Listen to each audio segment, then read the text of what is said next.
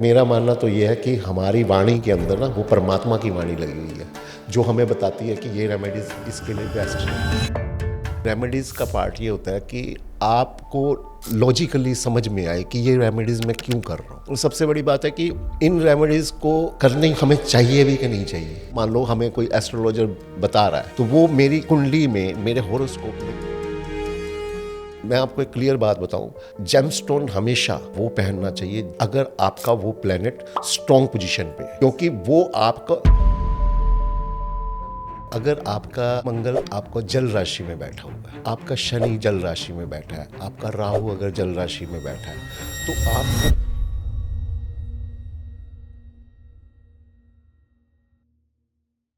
आजकल लाइफ में जब भी कोई प्रॉब्लम आती है तो हर कोई कहता है ये रेमेडी कर लो सब ठीक हो जाएगा, ये टोटका कर लो आपको बहुत रिलीफ मिलेगा, या फिर ये कर लो वो कर लो। बहुत कुछ ऐसा है जो रेमेडीज के नाम पर हमसे बताया जाता है, हमें करवाया जाता है।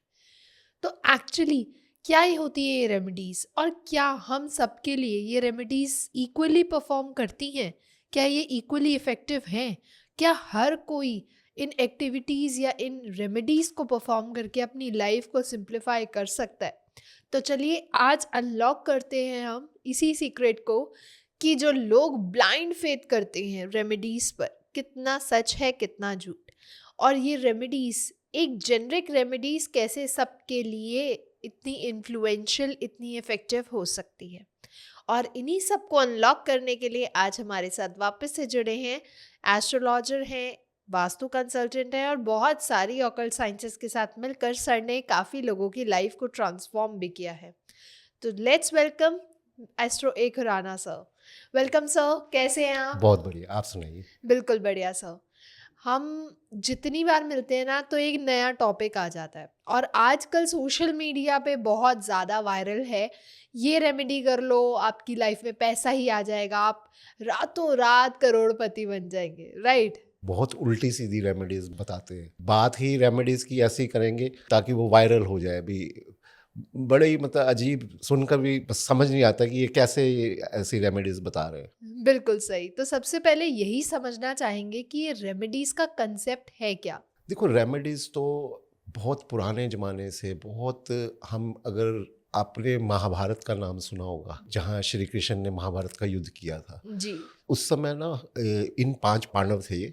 इन 5 पांडव में एक ज्योतिषी का भी, मतलब जिनको अच्छा ज्ञान था ज्योतिष का, इन अच्छा। पांचों भाइयों में से एक ब्रदर को। वैसे नॉर्मली किसी को पता नहीं, मगर जब आप पढ़ोगे ना महाभारत को तो उसमें आपको पता चल जाएगा। एक इनमें सबसे छोटा भाई था सहदेव, उसको बहुत अच्छा ज्योतिष का ज्ञान था। अच्छा। जब युद्ध हो रहा था महाभारत का, तो दुर्योधन हम्म।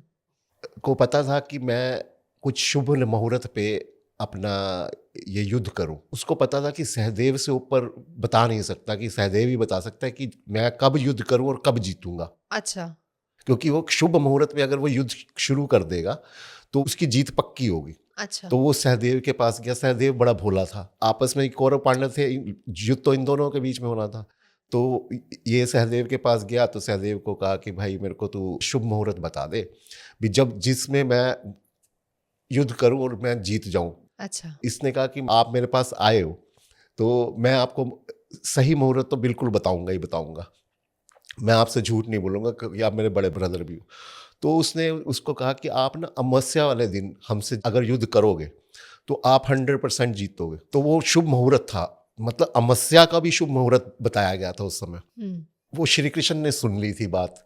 तो श्री कृष्ण तो आपको पता है वो सब चीजें इधर उधर पलट देते थे। बिल्कुल तो सही। उन्होंने वो अमावस्या के दिन युद्ध नहीं होने दिया। उन्होंने उस दिन गीता का उपदेश देना शुरू कर दिया। तो उस टाइम उन्होंने चेंज करवा दिया अभी जो युद्ध था ना, कि वो उसको चेंज कर दिया। टाइम पे नहीं हुआ। अगर वो टाइम पे हो जाता, अगर वो अमावस्या के दिन हो जाता, तो 100% दुर्योधन युद्ध जीता। तो ये तो बहुत पुराने टाइम से चीज़ें चलती आ रही हैं।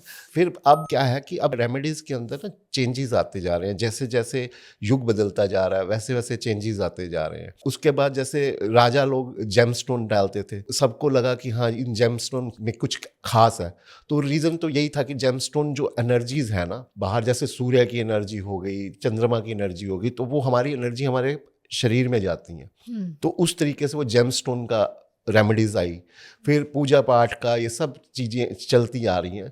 तो सर ये लॉजिकल बेस्ड होती हैं, साइंटिफिक बेस्ड होती हैं, या सिर्फ बिलीफ सिस्टम है कि बस मन को तसल्ली देने के लिए? इसमें दोनों चीज़ें हम लगाएंगे। एक तो हम इसमें ये कहेंगे कि रेमेडीज़ का पार्ट ये होता है कि आपको लॉजिकली समझ में आए कि ये रेमेडीज़ मैं क्यों कर रहा हूँ। सबसे बड़ी बात ये हमारा पॉइंट ऑफ व्यू होना चाहिए कि हम ये रेमेडीज़ क्यों कर रहे हैं और इससे हम मुझे क्या फ़र्क पड़ेगा। सबसे बड़ी बात है कि इन रेमेडीज़ को करने हमें चाहिए भी कि नहीं चाहिए भी। इसमें ये तो नहीं है कि हम इस रेमेडीज़ को करने के बाद, जो मान लो हमें कोई एस्ट्रोलॉजर बता रहा है, तो वो मेरी कुंडली में, मेरे होरोस्कोप में क्या इफेक्ट करेगी। बिल्कुल। तो एक माइंडसेट भी होता है, हमारा बिहेवियर मान लो अगर कोई रेमेडी करने से चेंज हो रहा है और हमारा माइंडसेट चेंज हो रहा है तो वो अच्छी बात है। अगर हम चेंजेस ला रहे हैं अपने अंदर तो वो भी अच्छी बात है। मतलब इन्हें दोनों चीज़ें चलेगी, लॉजिकली भी चलेगा और दूसरी भी चलेगा। ओके।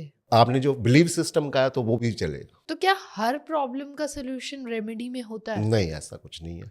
हर प्रॉब्लम का सलूशन रेमेडीज में नहीं होता। मैंने लास्ट ना पॉडकास्ट में एक बात बताई थी कि कुछ कर्माज होते हैं, एक प्रारब्ध कर्म होते हैं, सेकंड कर्म होते हैं और फ्री विल होती है।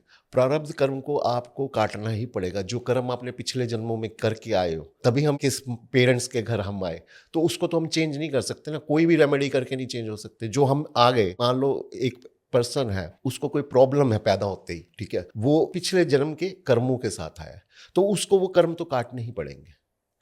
उसको ये नहीं है कि उसको रेमेडी से हम ठीक कर सकें।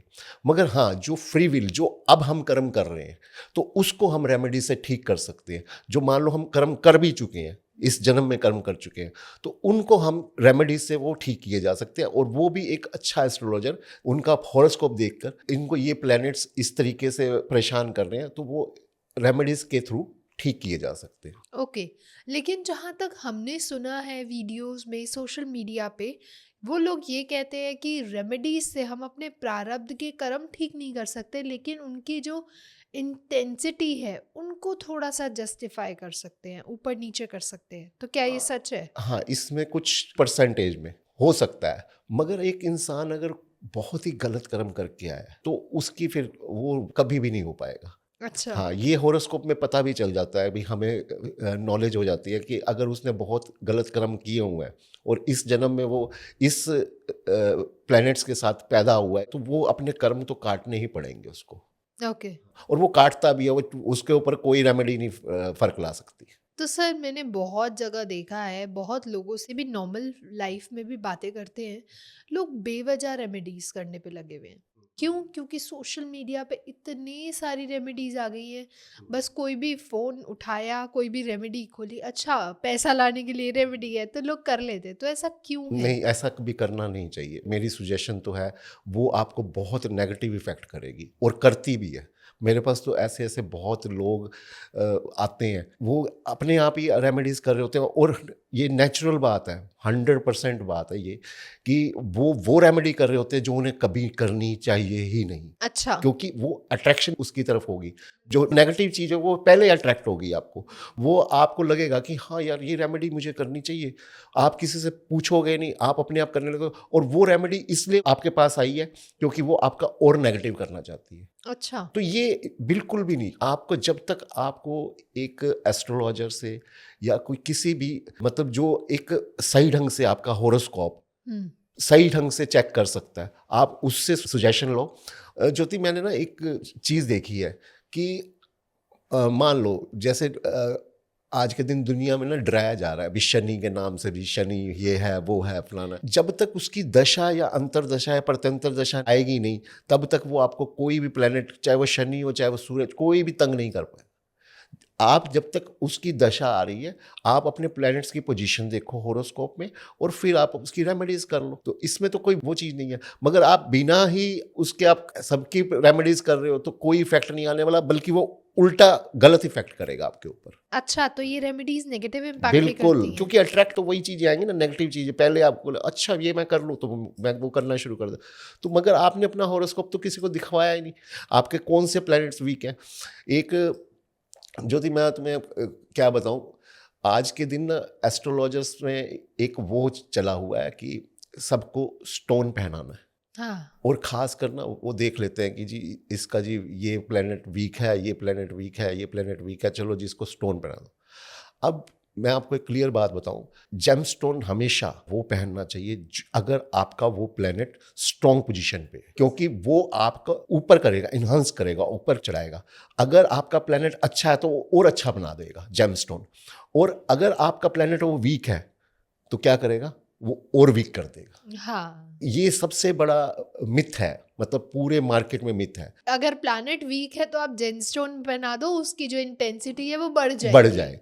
तो वो हो रहा है, और इतना बुरा हाल किया हुआ है ना। मेरे पास तो जब भी कोई आते हैं, और वो इतने लोग, मतलब इतने एस्ट्रोलॉजरों से रोकर आए होते हैं, और मैं कहता हूँ यार तुमने पहना क्या हुआ है, मैंने कहा पहले तो ये उतारो, अच्छा। क्योंकि उनके प्लैनेट्स वीक होते हैं और वो स्टोन्स डाल के बैठे हुए हैं, वो और वीक हो जाते हैं।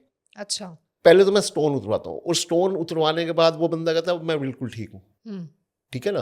तो ये बहुत ही, और सिर्फ ये मनी गेम है, पैसा कमाने का उनका वो है कि हमें 50,000 का स्टोन पहना दिया। अगर आपका प्लेनेट वीक है तो सिंपल सा है, उसकी पूजा पाठ बनेगी, उसके दान बनेंगे। और ये भी नहीं है कि आपको पूजा करनी है तो किस प्लेनेट की करनी है, कैसे करनी है, क्या मंत्र से आप करना है, क्या करना है, तो वो एक अकॉर्डिंग टू पूरा हॉरोस्कोप जानने के बाद ही सारा डिसाइड होता है। ऐसे नहीं होता कि जी देख लिया जी उन्होंने ये उपाय दिया तो ये उपाय सब पे काम करेगा, वो नहीं होगा।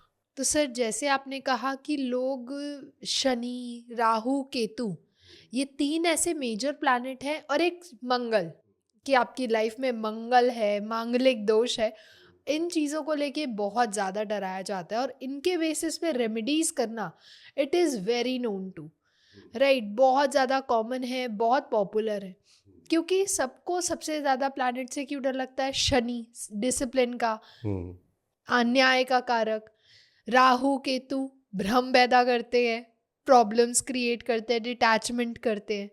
और एक आ गया मंगल, एग्रेशन का कारक। ये 4 ऐसे प्लैनेट है जिनकी अगर रेमेडीज की बात करें तो कोई भी कुछ भी बता रहा है, तो लोग इसी वजह से क्या ये रेमेडीज बिना कुछ जाने परफॉर्म कर लेते हैं। पता है क्या, जब तक हमें ना उसका हॉरोस्कोप नहीं देखेंगे पर्सन का, ठीक है, इसमें एलिमेंट्री भी होता है। वो कैसे? अगर आपका मंगल आपको जल राशि में बैठा हुआ है, अच्छा। आपका शनि जल राशि में बैठा है, आपका राहु अगर जल राशि में बैठा है, तो आपको बहाने वाले उपाय करने पड़ेंगे।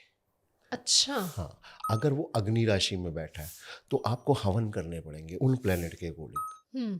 ठीक है, वो अग्नि है ना, तो आपको उसके हवन करवाने पड़ेंगे। हमें उनके एलिमेंट्स को भी जांचना पड़ेगा, उनकी पोजीशन क्या है, वो किस पोजीशन पे है, उनका दान करना है तो किस पोजीशन पे, कैसे दान करना है, कितना कितना दान करना है। और सबसे बड़ी बात मैंने जो पहले आपको कहा था, वो प्लेनेट दशा, अंतरदशा, प्रत्यंतर दशा में है कि नहीं है, सबसे बड़ा ये देखने वाला बात होगी। एक केस मेरे पास आया, वो कहता जी मुझे फॉरेन जाना है।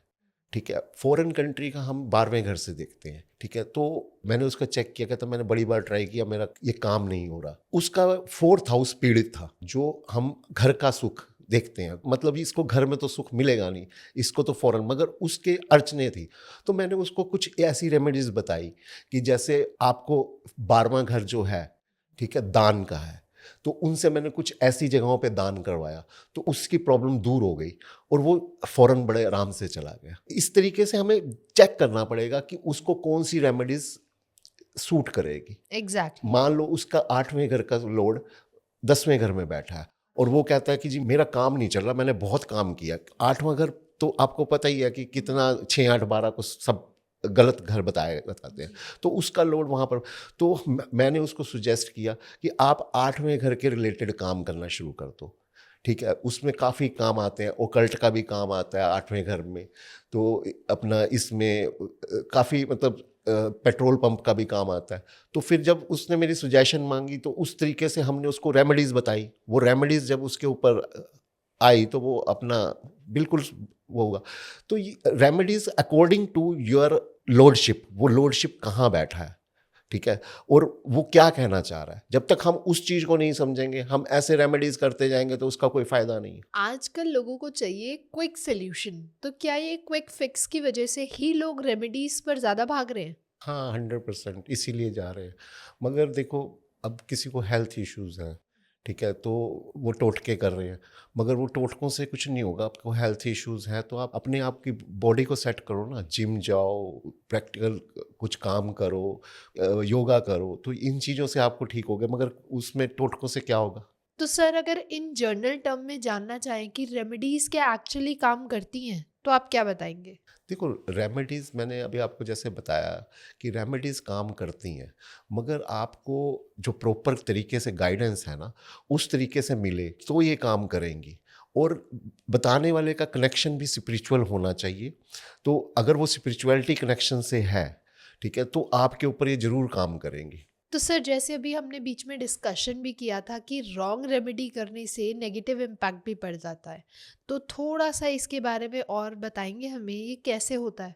मैंने जैसे कहा है कि आप अट्रैक्ट हो जाते हो भी, जब आपने मान लो यूट्यूब पे या कोई ऐसी रेमेडीज देखी और आपको लगा कि हाँ यार ये मुझे करनी चाहिए, जब वो इतने कॉन्फिडेंस से बता रहा है, उन्होंने आपका हॉरोस्कोप तो नहीं देखा, आपके प्लैनेट्स की पोजीशन तो नहीं देखी, आपको भी नहीं पता, आप सिर्फ वो रेमेडीज करना शुरू कर दिया, और वो मान लो तत्व आपको करना नहीं है, आपको अपनी लाइफ में नहीं लाना। वो कह रहा है कि जी आप ये कलर का पहनो, और वो कलर आपके लिए नहीं सूट कर रहा, ठीक है, अकॉर्डिंग टू, और आपने वो कलर पहन लिया, तो बताओ वो फिर आपके लिए क्या इफेक्ट करेगा। इसलिए आपको पहले तो अपना हॉरोस्कोप जज करवाएं, फिर सही रेमेडीज के पीछे जाएं, और सही रेमेडीज करोगे तो आपको इफेक्ट आएगा ही आएगा, क्योंकि रेमेडीज इफेक्ट तो करेगी, मगर सही का बहुत जरूरी होना चाहिए। सर आजकल ना यूट्यूब पे बहुत ज़्यादा चल रहा है कि ये रेमेडी कर लो, ये उपाय कर लो और रातों रात लखपति, रातों रात करोड़पति बन जाएंगे।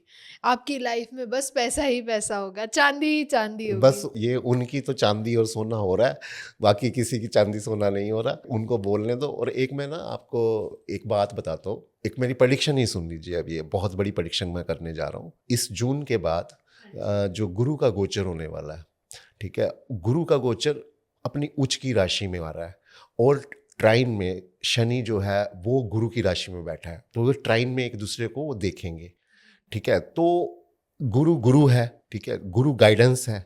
हाँ जी। जो हमारे संत महात्मा जो गुरु हैं, जब वो शनि को देखेगा, अपनी ही राशि में शनि होगा, शनि कर्म का कारक है, शनि सजा भी देता है, जी। ठीक है, और गुरु उसको देखेगा। मैं कह रहा हूँ, उन एस्ट्रोलॉजरों को सलाह दे रहा हूँ, उन पंडितों को सलाह दे रहा हूँ, उन संतों को सलाह दे रहा हूँ, जो लोग गलत बोल रहे हैं उनका बहुत बुरा हाल होने वाला है। जो सिर्फ पैसा बना रहे हैं ना ये बोल बोल कर, उनका हाल वो होने वाला है। उनको ये काम सब छोड़ देने चाहिए, क्योंकि वो एक साल इतना भारी पड़ने वाला है। अभी इन्हीं का ना सारा का सारा न्यूज़ में आएगा इस जून के बाद, देखना आप, क्योंकि अभी ही उसको टाइम है। जैसे ही गुरु गोचर करेगा ना, उसने सबसे पहले इन सब की रिपोर्ट लेनी।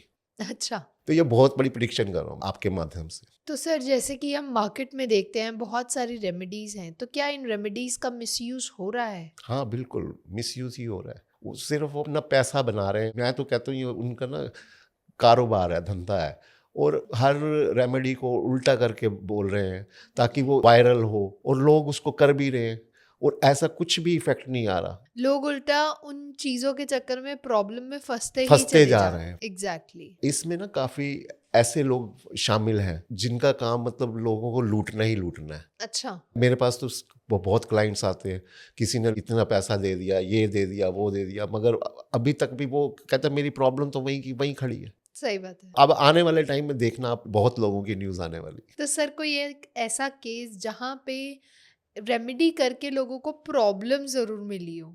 एक मेरे पास केस आया था कि मतलब उसके मदर आई मेरे पास, तो कहती कि मेरी बेटिया क्लास में नंबर 1 पे आती थी पूरी क्लास में। तो वो किसी एस्ट्रोलॉजर के पास गई, रेड बुक का कोई एस्ट्रोलॉजर था, तो उन्होंने कुछ उसको कहा कि आप ये बहा के आओ, ठीक है। तो वो बहाने गई अपनी बेटी के साथ, उन्होंने बहा के आए, उसके नेक्स्ट डे वो बीमार हो गई। अच्छा। तो वो एग्ज़ाम नहीं दे पाई, वो फेल हो गई। तो वो मेरे पास आए, कहते हैं भाई हमने ये रेमेडीज़ की। तो मैंने उनको जब बताया कि ये तत्व इस प्लेनेट ये इस यहाँ पर बैठा था, आपको कोई बहाने वाला उपाय तो करना ही नहीं था।